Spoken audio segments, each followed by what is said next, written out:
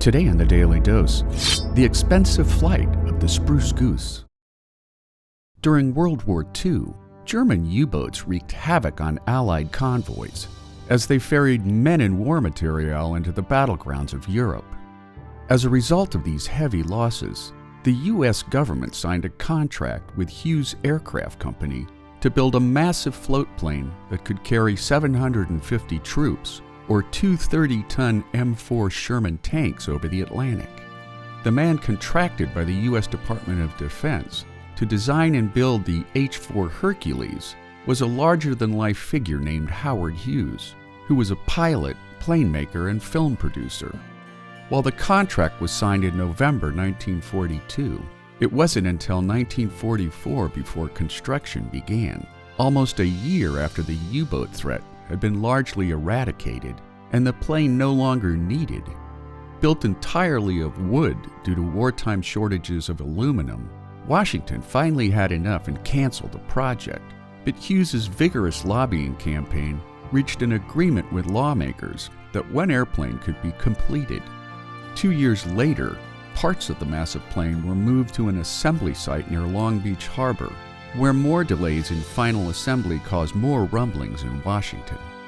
After the construction project had swallowed vast sums of public money, nearly $350 million in today's currency, Hughs was summoned to a Senate committee investigating the project. Its chairman, Senator Owen Brewster, was on an immediate warpath. My answer is I don't remember. Now, the man is Well, taking I'll it ask down you there. again. Let's ask him. What? Will you bring Mr. Mars in at the 2 o'clock session? No, I don't think I will. Will you try to bring him in? No, I don't think I'll try. I've put the sweat of my life into this thing. I have my reputation rolled up in it. And I have stated several times that if it's a failure, I'll probably leave this country and never come back, and I mean it.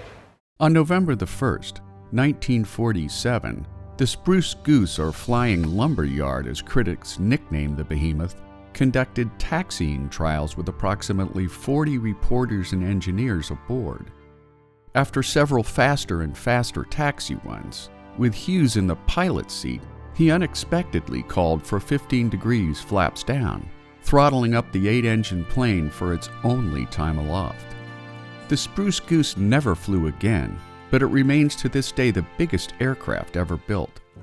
At Hughs' insistence, the plane was stored in a specially built, climate-controlled hangar, entombed in mystery for the next 32 years, at an annual cost of $1 million.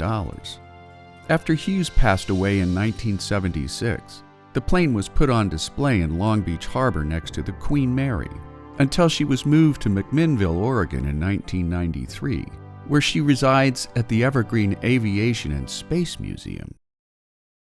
And there you have it, the expensive flight of the Spruce Goose, today on the Daily Dose. If you like learning something new every day, subscribe to the Daily Dose on YouTube, or sign up for emails at dailydosenow.com.